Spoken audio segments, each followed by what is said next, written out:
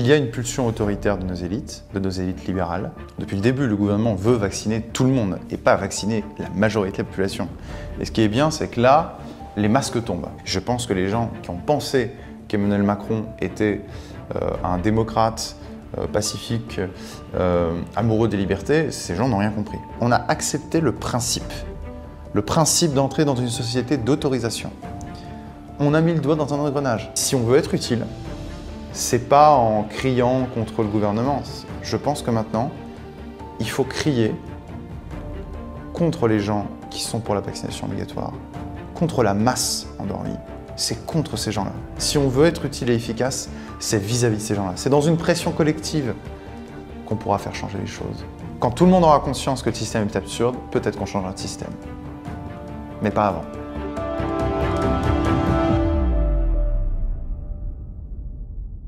Bonjour Maître Gentillet. Bonjour. Merci d'avoir accepté notre invitation. Alors, vous êtes avocat spécialiste en droit des associations et des fonds de dotation, et vous êtes aussi enseignant en droit à l'université Paris 1 Panthéon-Sorbonne. Alors, vous intervenez aussi régulièrement dans les médias, sur des sujets différents. On vous a entendu notamment sur la crise sanitaire, le sujet qui nous intéresse aujourd'hui. Alors, je vous propose d'entrer tout de suite dans le vif du sujet. Le 17 décembre, Jean Castex, pendant une conférence de presse, a annoncé que le gouvernement souhaitait transformer le pass sanitaire en pass vaccinal au mois de janvier. Alors, est-ce que vous avez été surpris par cette annonce du Premier ministre et quels sont, selon vous, les grands enjeux posés par la mise en place du pass, qu'il soit sanitaire ou vaccinal? Est-ce que nous sommes passés à une rupture, finalement, un point de bascule vis-à-vis de notre conception de la liberté telle qu'elle prévalait dans notre société jusqu'ici? C'est une vaste question. Sur le passage du pass sanitaire au pass vaccinal, moi j'ai deux réactions. Une première réaction, je me dis au moins tout le monde verra ce que c'est, tout le monde verra quelle était la réelle intention du gouvernement. Parce que depuis le début, le gouvernement veut vacciner tout le monde et pas vacciner la majorité de la population. Et ce qui est bien, c'est que là, les masques tombent. Olivier Véran a fait une interview à un de vos confrères Brut, pour ne pas le citer, et j'ai été frappé par la violence de cette interview. C'est-à-dire que là, vraiment, maintenant, les non-vaccinés sont des pestiférés. Les non-vaccinés sont des sous-citoyens.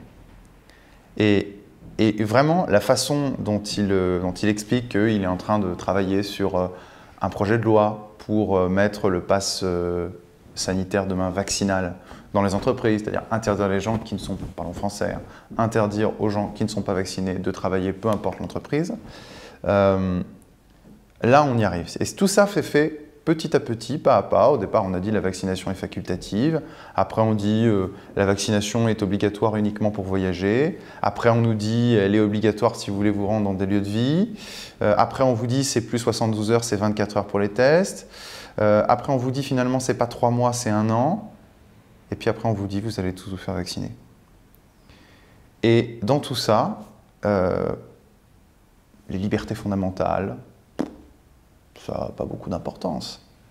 Ça n'a aucune importance. Ce qui compte, c'est d'éviter que les hôpitaux explosent. Ce qui compte, c'est d'éviter de voir que les Français voient la crise de l'hôpital. Et ce qui compte surtout, vraiment, c'est de faire accepter à la population un exercice à échelle jamais vue de domestication. Et de domestication progressive. Vous voyez, si on avait dit aux Français, en mai dernier, vous avez 2 mois pour tous vous faire vacciner, sinon plus de vie sociale, plus de travail. Je suis à peu près sûr que dans les manifestations où je suis allé, on n'aurait pas été, je sais pas, 100 000, 200 000, 300 000, on aurait été plusieurs millions. Pour ne pas dire peut-être une dizaine ou des dizaines de millions. C'est évident. Seulement voilà, le pouvoir l'a fait malhonnêtement. Les juges sont tombés totalement dans le panneau, mais bon, ça ne me surprend pas beaucoup. Et on change véritablement, oui, on change de société maintenant. Ce pass vaccinal, alors maintenant il faut voir un peu le détail du projet de loi. Est-ce que dans ce pass vaccinal, vous allez avoir la possibilité de faire alors, votre certificat de rétablissement Covid? Parce que je pense que même pour les gens qui ont eu le Covid, même pour ceux qui ont un certificat de rétablissement, on va leur dire vous allez vous faire vacciner. Parce que maintenant, l'objectif n'est plus sanitaire, il est politique. Et puis il y a aussi un dernier argument qu'on ne dit pas quand même, c'est que ces vaccins ne sont pas gratuits. Ça a un coût Et ce coût risque d'être récurrent, parce que tous les ans, nous allons payer un impôt Pfizer, en fait. Parce que si on va vers une société où tous les 4-5 mois, il faut être vacciné pour vivre, ça veut dire qu'en fait, tous les 4 mois, écoutez, Pfizer fait une rentrée d'argent. Moi, je propose qu'on mette un impôt directement. Et d'ailleurs, ce qui est amusant, c'est que je ne comprends pas pourquoi est-ce qu'on ne lève pas les brevets sur les vaccins.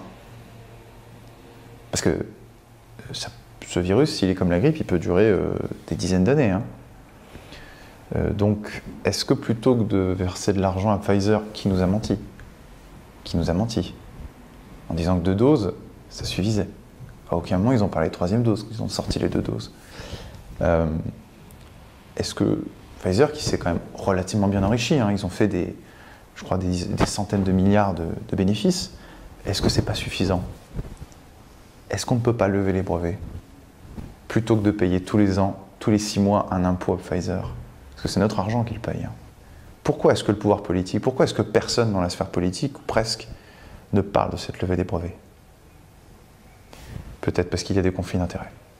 Alors, on a aussi, à la suite finalement de la promulgation de la loi de vigilance sanitaire qui a prorogé jusqu'au 31 juillet 2022 le régime transitoire de sortie de l'état d'urgence, qui avait été mis en place au 1er juin 2021. Certains élus, comme le sénateur Loïc Hervé, ont mis en avant le risque en fait, d'une banalisation et d'une accoutumance des Français à un régime juridique censé relever de l'exception et s'appliquer en l'occurrence de façon temporaire. Alors entre novembre 2015 et novembre 2017, les Français avaient déjà connu un état d'urgence qui n'était pas sanitaire mais qui était lié à l'époque aux attentats terroristes perpétrés sur le sol français. Est-ce qu'il faut s'inquiéter selon vous de cette banalisation du recours à ce régime juridique très particulier qui renforce les pouvoirs des autorités civiles et qui permet aussi de réduire les libertés publiques et individuelles? Évidemment, je pense que... Moi, ce qui m'inquiète, si vous voulez, à la limite que l'État restreigne nos libertés, j'ai envie de vous dire, c'est presque dans la nature de l'État. L'État n'est pas le garant des libertés. Il faut arrêter. L'État, sur une vision très hobbesienne, c'est le garant de la sécurité. C'est le garant de l'ordre public. L'État, ce qu'il veut, c'est éviter les vagues. Point. Il n'est pas le garant des libertés. Moi, ce qui m'inquiète, c'est pas ça, parce que je veux dire, quand on a vu Emmanuel Macron en 2017, je savais que ce n'était pas un amoureux des libertés. Je pense que les gens qui ont pensé qu'Emmanuel Macron était un démocrate pacifique, amoureux des libertés, ces gens n'ont rien compris. Non, ce qui m'inquiète, si vous voulez, maintenant, et je le ressens encore plus ces derniers mois, ce qui m'inquiète, c'est pas que l'État soit liberticide. C'est pas que Emmanuel Macron nous accoutume de plus en plus dans un régime d'exception. C'est pas ça ce qui m'inquiète. Ce qui m'inquiète, c'est la majorité de la population. Ce qui m'inquiète, c'est l'absence de conscience critique. C'est l'absence de soulèvement de la population sur des mesures qui sont des mesures mais totalement liberticides, totalement discriminatoires. Et cette accoutumance, pas à pas, à tout ça. Si on avait dit aux gens 8 mois avant qu'il y avait 2 catégories de citoyens, les non-vaccinés et les vaccinés, parce que ça va être ça, et c'est ça d'ailleurs, depuis le pass sanitaire, peut-être que les gens auraient réagi, mais encore une fois, il fallait annoncer tout ça à l'avance. Mais il y a des gens qui l'ont dit. Il y a des gens qui l'ont dit, il y a plein de gens qui l'ont dit depuis mai, juin, depuis l'annonce du pass sanitaire, qu'on allait aller à un pass vaccinal, que ce pass sanitaire, il allait durer, qu'on mettait le doigt dans un engrenage. Ces gens-là, j'en ai fait un peu partie, vous parliez de mes passages sur les plateaux télé, j'en ai parlé pendant l'été. Ces gens-là, on les traitait de fous, on les traitait de complotistes. Ce que je vois, c'est qu'il y a des complotistes, en fait, il y a des gens dans les complotistes, c'est des gens qui ont raison 6 mois avant, quoi. Si vous voulez, c'est vraiment navrant de voir à la fois l'inaction d'une partie de la population, son abêtissement et la bêtise d'une partie des gens qui d'ailleurs nous disaient, je pense d'ailleurs à des médecins de plateau télé comme le professeur Marty qui disait oui, si on a une majorité de la population qui est vaccinée, la circulation, vous savez au départ c'est ça, on n'en parle plus, hein, mais la circulation épidémique va s'arrêter parce qu'au départ on nous disait vaccinez-vous pour protéger les autres. Regardez, quel est le lieu que le gouvernement a fermé là récemment? C'est pas les bars, c'est pas les restaurants, c'est pas les transports en commun. ce sont les discothèques. Les discothèques soumises au pass sanitaire, donc c'est souvent des non-vaccinés, des vaccinés qui y vont. Donc en fait, le premier lieu que le gouvernement fait fermer, c'est un lieu en fait où se rencontrent des gens vaccinés. Donc c'est vu comme un haut lieu de circulation de virus. Alors que moi, on m'avait appris que le pass sanitaire justement était là pour mettre des lieux, pour clore des lieux, pour les faire interdire aux personnes non vaccinées, pour avoir des endroits où la circulation du virus est ridicule grâce au vaccin. Et c'est ces lieux-là qu'on fait en premier. Vous voyez, ça, à la limite, je ne parle même pas, enfin je veux dire, c'est pas au gouvernement qu'il faut dire ça. Il ne faut plus parler au gouvernement maintenant. Parce que de toute façon, le gouvernement ne nous parle plus. Je veux dire, nous, il ne parle plus aux non-vaccinés, il ne parle plus à la majorité de la population. Le gouvernement est dans une cécité totale. Maintenant, si on veut être utile, c'est pas en criant contre le gouvernement. Je pense que maintenant, il faut crier contre les gens qui sont pour la vaccination obligatoire, contre la masse endormie. C'est contre ces gens-là. Si on veut être utile et efficace, c'est vis-à-vis de ces gens-là. C'est dans une pression collective qu'on pourra faire changer les choses. Et cette pression collective, elle remontera jusqu'en haut, c'est évident. Donc, vos mères, vos amis, vos grands-parents, c'est auprès d'eux. Chacun mène le combat collectivement. Et c'est un combat de bon sens. Je pense que c'est comme ça qu'il faut le mener, parce que le gouvernement est sourd, et le gouvernement a le pouvoir et la force. Et il ne bougera pas parce que vous avancez la raison. Ce n'est pas la raison qui fait avancer le monde, ça se saurait. Et moi, ce que je voudrais quand même vous dire ici, c'est qu'il y a quelque chose d'assez écœurant à voir qu'aujourd'hui, on a en moyenne 100 à 150 morts du Covid par jour. C'est beaucoup, hein. Enfin, c'est beaucoup. Enfin, c'est beaucoup. 100, 150 morts, je ne banalise rien. Je ne veux pas qu'on dise que j'ai dit seulement 100, 150 morts. Mais quand on raisonne sur des grandes masses, il faut qu'on mette en balance avec le reste. Et le reste, c'est quoi? Ce sont les suicides d'enfants, les dépressions, la perte de capacité cognitive, 40% en un an sur l'année 2020, selon des psychologues, à cause des confinements, à cause aussi du port du masque pour les enfants, pour apprendre à parler, tout simplement, pour apprendre à lire, pour apprendre à chanter, pour apprendre à reconnaître les expressions. Ça fait presque 1 an et demi que les enfants, 2 ans, que les enfants se construisent dans cet univers hyper anxiogène, également masqué en sport. En sport, je veux dire. Il faut qu'on se rende compte quand même dans le monde du monde de fou dans lequel on est. Et pour protéger des anciens, qui, je le répète, ont la possibilité de se vacciner ou sont vaccinés. Je voulais juste vous dire que, vous l'avez rappelé, effectivement, de temps en temps, je suis invité à la télévision. Et très souvent, les personnes qui sont le plus pour la vaccination obligatoire, y compris des jeunes, et qui sont qui s'indignent. Moi, j'avais en coulisses, je ne citerai pas qui, mais il y avait un vieux monsieur, un monsieur qui avait 60-70 ans, et qui me disait, mais vous vous rendez compte, les jeunes dans mon appartement au-dessus, ils ont fait une fête jusqu'à 3 h du matin, en plein Covid.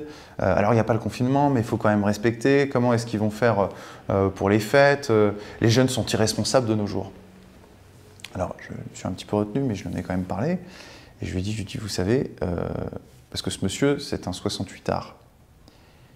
Je lui ai dit, en mai 68, on avait la grippe d'Hong Kong qui a fait des centaines de milliers de morts, ou peut-être un peu plus de 1 million, 2 millions de morts, je ne sais plus. Non, des millions de morts dans le monde, c'est sûr. Pour autant, ça n'a pas empêché une certaine génération, la vôtre, de faire un concert géant à Woodstock. Ça ne vous a pas empêché de continuer à vivre. Vous ne vous êtes pas arrêté de vivre. Il y a 75 000 personnes qui meurent chaque année du tabac. On ne va pas interdire le tabac en France. Cette même personne me disait d'ailleurs aussi, alors sur un autre plateau, oui, il faudrait que ces gens assument, parce qu'en plus, il savait que je n'étais pas vacciné, et il me disait, moi, je pense que vous devriez assumer, et vous devriez signer une décharge comme quoi, si vous allez à l'hôpital, demain, vous êtes non vacciné, vous ne payez pas. Je dis, écoutez, très bien. Je dis, je ne sais pas si vous fumez, mais en tout cas, si vous fumez et que vous allez à l'hôpital, on va faire la même chose. D'accord? Parce que la cigarette, le lien de cause à effet avec le cancer du poumon, etc. Ça, on arrive à le voir. Il y a 75 000 personnes qui meurent chaque année des suites du tabagisme. Là, si vous voulez, on va dérembourser toutes les personnes qui fument. Si on commence à jouer à ce petit jeu-là, à mon avis, ces gens-là vont perdre. D'autant qu'en plus, je le disais, vous savez quoi, moi j'ai 30 ans, le risque que moi j'aille à l'hôpital, il est quand même relativement faible. Donc à mon avis, celui qui va devoir prendre une assurance tout de suite, si on joue à ça, c'est vous, pas moi. Voilà. Donc cette génération-là, qui a fait mai 68, qui aujourd'hui est au pouvoir, il faut que les gens comprennent. Je parle pas des gens qui ont entre 60 et 80 ans, tous les gens. Je le répète à chaque fois sur les réseaux sociaux. Je parle d'une certaine génération. D'une certaine génération qui, sous couvert de liberté, aujourd'hui est particulièrement liberticide. Qui en mai 68 disait « jouissez sans entrave », aujourd'hui elle dit aux jeunes et aux plus jeunes, ceux qui portent les masques, les étudiants qui découvrent un peu l'université, elle leur dit plus « jouissez sans entrave », elle leur dit « on va entraver toutes vos jouissances » pour que nous puissions continuer à vivre alors que même nous avons le vaccin. Vous voyez ? Donc il faut vraiment bien qu'on ait conscience de tout ça. C'est à la fois il y a le pouvoir et en même temps il y a une génération qui a pris le pouvoir et une génération qui exerce, une certaine génération, une partie de la génération, je ne veux pas tout amalgamer, mais qui exerce une pression sur une autre. Et c'est celle-là qui doit avoir conscience que son avenir est en train d'être gâché à cause de celle-ci, qui en plus de ça a gâché pour des raisons économiques, migratoires, environnementales une partie de la France. Je pense que jamais une génération dans l'histoire n'aura été autant haïe et autant maudite que la génération boomer 68arde. Alors j'aimerais aussi revenir aussi avec vous sur le rôle du Conseil d'État et du Conseil constitutionnel pendant cette épidémie. Alors, les deux institutions ont été amenées à se prononcer à plusieurs reprises. Quel regard vous portez sur leur action, sur les décisions qui ont été rendues par ces deux institutions? Est-ce que vous estimez qu'elles ont joué correctement leur rôle de contre-pouvoir? Non, alors attention, parce que le mot contre-pouvoir est peut-être pas très bien utilisé. Alors, pour moi, le contre-pouvoir majeur, c'est l'opposition. Ça doit être normalement le Parlement, mais bon, vous savez, aujourd'hui, on est dans la Ve République, et dans la Ve République, la couleur du Parlement est la même que celle de l'exécutif. Je pense que le Conseil constitutionnel et le Conseil d'État ont avalé toutes les couleuvres, je veux dire, sur le pass sanitaire, demain sur le pass vaccinal, sur la prolongation du pass sanitaire jusqu'à juillet 2022, qui devient un pass vaccinal du coup, pour des raisons différentes en fonction des juridictions. J'ai un confrère qui a plaidé récemment, et d'ailleurs s'est fait connaître, qui s'appelle Philippe Prigent, qui est allé au Conseil d'État et qui, pour faire tomber le décret, vous savez, qui prolonge jusqu'en 2022, parce qu'il y a une loi et il y a un décret, je crois. Alors, je ne sais plus si c'est la loi ou le décret, enfin, je ne sais plus, là, je ne suis pas du tout un publiciste, mais j'écoutais un petit peu ce qu'il disait à la sortie du Conseil d'État, et je comprenais qu'il y a un vrai problème de compétence des magistrats sur ce sujet, et il y a aussi une cécité évidente sur les restrictions de liberté qui sont imposées et leur caractère totalement disproportionné. Ça, c'est pour le Conseil d'État, ce que je connais un peu moins. Pour le Conseil constitutionnel, alors là, écoutez, je suis assez content, c'est-à-dire que là, au moins, le jeu est franc, c'est-à-dire le Conseil constitutionnel a montré son vrai visage. Le Conseil constitutionnel qui s'est autoproclamé garant des libertés fondamentales, les sages, autoproclamés aussi, c'est une expression qui a été inventée par un ancien président du Conseil constitutionnel. C'est toujours bien de s'appeler, s'autoproclamer, de s'auto-appeler avec des noms pompeux, voilà. Laurent Fabius lui-même d'ailleurs, à une interview il y a quelques mois, disait « Je ne me mets plus poétique, maintenant je suis un sage ». Enfin, c'est vous dire l'ego, la montgolfière de ces gens-là. Et ces gens-là, en plus, ne font pas leur travail. Parce que le Conseil constitutionnel, ça c'est une vieille histoire, mais depuis une décision d'ailleurs de 1971, liberté d'association, le Conseil constitutionnel s'est progressivement affranchi du pouvoir exécutif. Et c'est pas seulement ça, évidemment. Le Conseil constitutionnel, aujourd'hui, ne fait plus du droit, enfin il fait parfois du droit, mais il fait surtout de la politique. On l'a vu d'ailleurs dans l'arrêt Cédric Herrou, vous savez, ce passeur de migrants. Ce passeur de migrants qui a vu sa condamnation annulée grâce au Conseil constitutionnel qui a censuré la loi qui fondait la condamnation de Cédric Herrou. Parce que le Conseil constitutionnel a dégagé un principe de fraternité. Et ce principe de fraternité faisait que Cédric Herrou pouvait faire venir des migrants en violant le sol, en violant les frontières françaises. Parce qu'il y a marqué 3 fois, ça c'est vrai, vous allez regarder les décisions, 3 fois le mot fraternité dans la Constitution. Donc on va inventer le principe de fraternité à valeur constitutionnelle, donc tout en haut de la hiérarchie des normes, supérieur à la loi, supérieur à la loi. Ça, il faut bien que les gens le comprennent. Les décisions du Conseil constitutionnel ont une valeur supérieure à la loi. Ils peuvent censurer des lois. 9 juges. Et il n'y a pas de possibilité de recours. Il n'y a aucune possibilité de recours. Enfin, il y a une possibilité de passer outre, et ça, il n'y a qu'Éric Zemmour d'ailleurs qui en a bien parlé pour l'instant, et peut-être Marine Le Pen, c'est le référendum. C'est le référendum. La seule façon de contrer le Conseil constitutionnel, c'est le référendum. Et là, en l'occurrence, vous voyez, le Conseil constitutionnel, il a dégagé un principe comme ça de fraternité. C'est un principe non écrit. Moi, je pourrais m'amuser à en dégager plein des principes non écrits. Surtout qu'en plus, il n'y a pas de recours, il n'y a pas de juge dessus.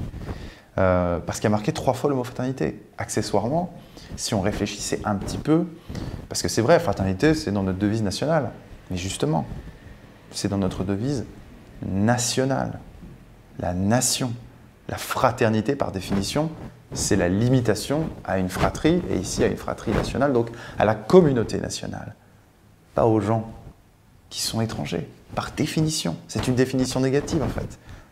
La fraternité nationale. Donc ça n'aurait pas dû s'appliquer à des gens qui viennent et qui violent nos frontières.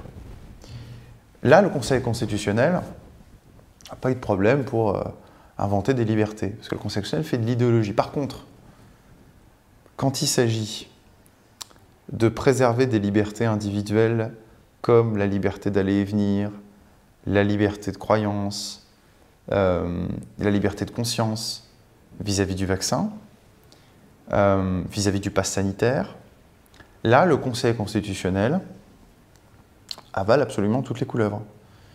Le Conseil constitutionnel a accepté, dans l'édition du 5 août 2021, le principe du pass sanitaire. Il a accepté sa prolongation, alors que tellement d'éléments allaient contre cette décision. Il y a plein de professeurs de droit qui sont élevés contre cette décision qui est liberticide. Le Conseil constitutionnel, liberté, égalité, fraternité, tenez, il y a un principe d'égalité des citoyens. Aujourd'hui, on a 2 catégories de citoyens. Il y a les non-vaccinés et les vaccinés maintenant. Il y a ceux qui ont accès à la vie sociale et ceux qui n'ont pas. Et demain, avec le pass vaccinal, il y aura ceux qui ont droit à un travail et à une vie sociale, parce que ça va s'appliquer probablement aussi aux entreprises, c'est ce qu'ils veulent, et le reste des citoyens. Vous savez, le principe, c'est que la citoyenneté, elle est conditionnée par le droit du sol et le droit du sang, pas par notre état vaccinal. On change complètement de société, là. On bascule dans un autre monde, un monde un peu angoissant, parce que ce qu'il faut bien comprendre, c'est que le plus dangereux, pour moi, le plus dangereux, c'est même pas tant le fait de nous imposer un vaccin, qui a des effets secondaires, hein, évidemment, mais c'est pas 100% de gens qui ont 100% d'effets secondaires. C'est petit. Mais le principe, c'est qu'on doit garder notre libre choix et faire notre balance bénéfice-risque. C'est la base. Non, le plus dangereux, en fait, si vous voulez, c'est pas tellement dans le pass vaccinal, c'est pas le début, c'est pas la fin de la phrase, c'est le début de la phrase. C'est le pass, le principe du pass. Aujourd'hui, on met un pass vaccinal et, à mon avis, on va le garder. Demain, qu'est-ce qui empêche de mettre un pass écologique si vous prenez l'avion? Mais oui, au nom d'un objectif très important, la préservation de la planète. On avait la préservation de la santé, maintenant on a la préservation de la planète. Vous voyez, on a accepté le principe d'entrer dans une société d'autorisation. On a mis le doigt dans un engrenage. Le pouvoir a réussi, il l'a fait progressivement, on y est arrivé. Donc demain, le pass écologique, ce qui fait que vous ne pourrez pas prendre la voiture plus au périph' ou au niveau des bornes d'autoroute, vous serez limité, vous voyez, vous ne pourrez plus prendre l'avion au-delà d'un certain nombre de fois par an. Restriction de liberté, mais justifiée par un objectif important. Et puis on peut continuer, on peut s'amuser. Le pass bancaire. Vous avez une situation fiscale qui n'est pas satisfaisante ou vous avez, je sais pas, des caractéristiques qui font que, voilà, vous avez un négatif sur votre passe bancaire et vous ne pouvez pas ouvrir de compte en banque. On va vers quoi, là? Finalement, c'est une forme de crédit social. Non mais j'allais le dire. En fait, on arrive au crédit social à la chinoise. Toujours sous couvert de bonnes intentions. Moi, je parlais de ça en août. On m'avait dit, mais c'est complètement complotiste, on n'est pas la Chine. J'ai dit, non, on n'est pas la Chine, mais justement, on n'a pas envie de le devenir. On n'a pas envie de devenir la Chine. Donc foutez-nous la paix. D'accord? Vous savez, les Européens, nous sommes les patries des hommes libres. D'accord? Et ça a du sens. Quand je vois en face la Chine, l'Asie de manière générale, qui, parce qu'on parle de la Chine, mais il y a aussi la Corée du Sud et la Corée du Nord. Enfin, je veux dire, Corée du Sud, c'est pas une dictature, mais je veux dire, on vit quand même dans un état de fou. Hein. Vous avez juste à voir l'éducation des gamins, c'est terrifiant, quoi. La Chine aussi, bien sûr, la Corée du Nord, le Vietnam. Enfin, en fait, moi, personnellement, l'Asie me fascine et me fait peur. Et j'espère que nous allons rester, nous, Européens, parce que c'est toute l'Europe maintenant, une patrie d'hommes libres, et non pas aller vers ce crédit à la chinoise. Mais nos élites sont fascinées par ce modèle chinois. Ça, mais on l'avait vu, enfin je n'étais pas seul, mais on l'avait vu des années avant. Je me souviens, il y avait eu au MEDEF, alors ça je me souviens très bien, je n'y étais pas, mais je me souviens avoir eu l'intervention d'un grand dirigeant chinois qui était venu à une université d'été du MEDEF. Les gens, à mon avis, qui nous regardent, doivent probablement voir de quoi il s'agit. Et il avait expliqué que quand il venait en France et qu'il parlait avec des chefs d'entreprise, il les regardait de manière un peu hébétée, cet homme d'affaires chinois, parce que quand on lui parlait 35 heures, 40 heures, tout ça, il ne comprenait pas. Quand on lui parlait congé payé. Parce qu'en Chine, vous comprenez, les gens, ils travaillent. Ce que voulait dire cet homme d'affaires chinois, c'est qu'il a des esclaves sur place qui peuvent travailler 50, 60, 70 heures, qu'il n'y a pas de congé payé, et qu'il y a un état répressif policier qui s'arrange pour verrouiller tout ça. Et la réaction de la salle, c'était rire et applaudissements. Ils sont fascinés par ce modèle. Comment vous expliquez cette fascination, justement?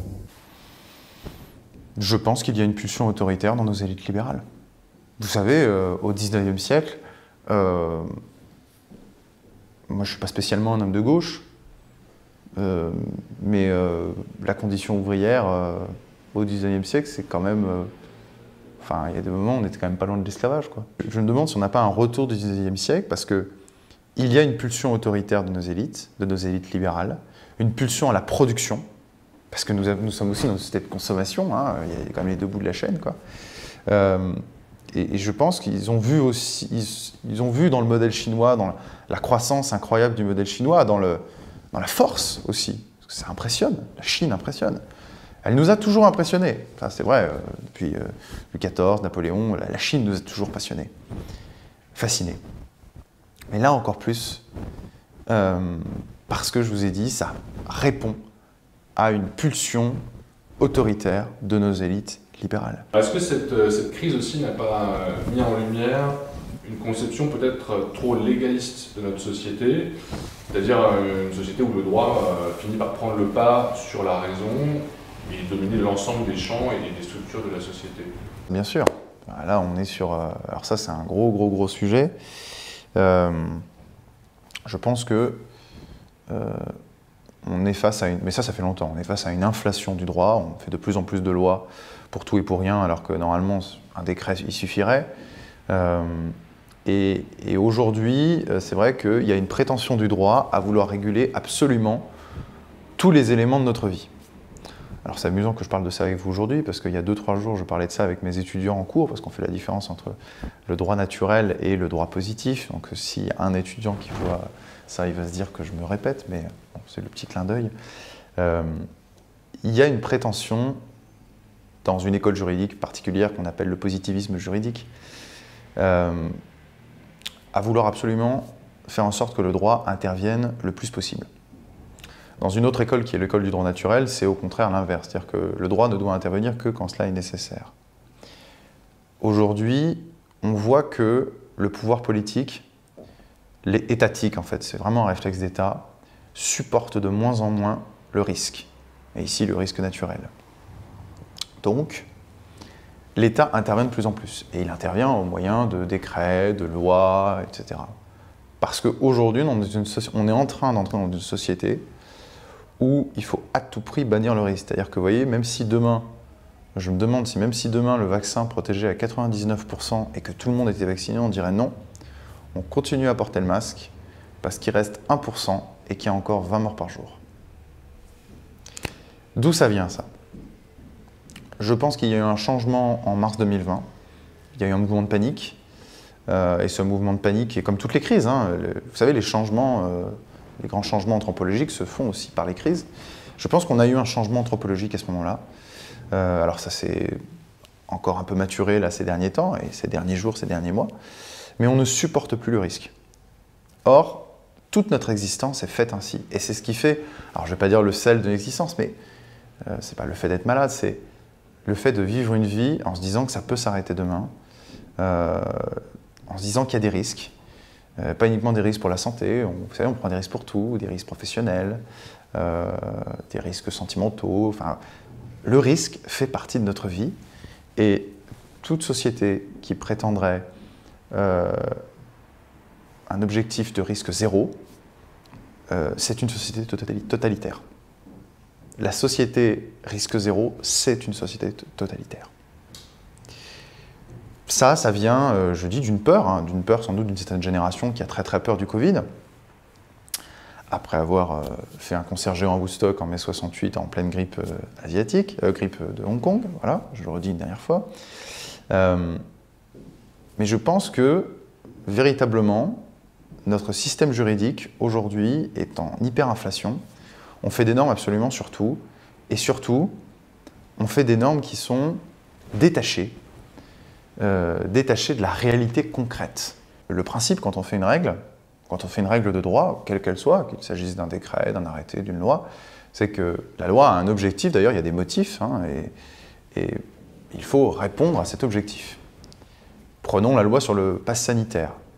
Le but de ce pass sanitaire et de cette loi, c'était de limiter la circulation de l'épidémie, du virus, du Covid. Or, qu'est-ce qu'on voit? C'est qu'au fond, cette mesure, elle n'atteint pas du tout son objectif. Et les gens qui se sont fait vacciner, pour une majorité d'entre eux, et c'est sûr, les gens de 30, 40, 50 ans qui se sont fait vacciner autour de vous, ils ne se sont pas fait vacciner parce qu'ils avaient la trouille de mourir du Covid. Pareil pour les jeunes de 20 ans, les jeunes de 18 ans. C'est parce qu'ils voulaient accéder aux bars et aux restaurants et avoir une vie sociale avec leurs amis. Donc, vous voyez, la loi est totalement détournée de son objectif, mais ça, on l'a de plus en plus. Et on aboutit à des schémas totalement absurdes. Ce qui fait qu'on ne respecte plus le droit aujourd'hui pour l'objectif que le droit poursuit. Oui, par exemple, le droit de la santé, préserver la santé, le droit de l'environnement, préserver l'environnement, etc. De plus en plus, nous obéissons au droit, à la règle, pour la règle uniquement. Prenons un exemple. Le port du masque à l'extérieur était obligatoire, il y a encore quelques mois, hein, souvenez-vous, c'était encore en juin, alors que c'était totalement absurde. Moi, je sortais dans la rue, il n'y avait personne dans la rue, peut-être une personne de loin, et il fallait que je porte le masque. C'est évidemment absurde. Ça aussi, c'est un marqueur des sociétés totalitaires ou pré-totalitaires. On obéit vraiment à la règle pour la règle, c'est totalement absurde. Il faut relire Solzhenitsyn là-dessus. Dans les goulags, les règles étaient complètement stupides.